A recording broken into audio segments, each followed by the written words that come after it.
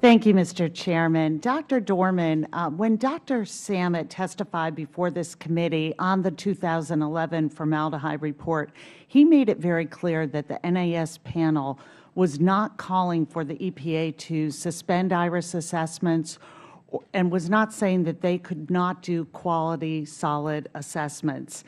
Instead, was recommending reforms in the process that could be implemented in parallel with continuing IRIS assessments. Can you tell me, is that still the position of the NAS panel?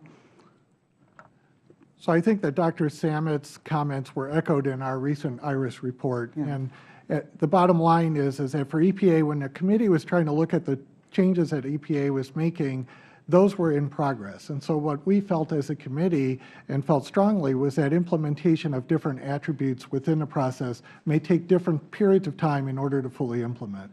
And so we recognize that both in the formaldehyde report that I served on as well as the IRIS committee. And so I think the bottom line was neither committee had the anticipation that we would see, say, full cloth changes, but rather we were seeing a progress that was occurring that we could then judge to see where they were going.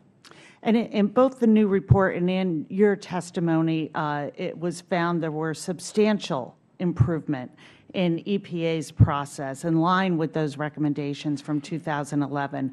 Do you see any evidence that EPA is producing what some have called flawed assessments? So I think it's important that we were charged with looking at the process rather than any individual assessments per se. So we weren't asked to do any independent assessments or reviews of assessments.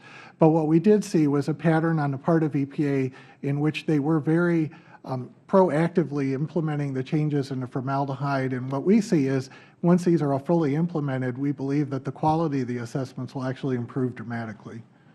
Thank you. Mr. Walz, in your testimony, you referred a few times to timely manner of these assessments. Do you believe the IRIS program is completing assessments in a timely manner?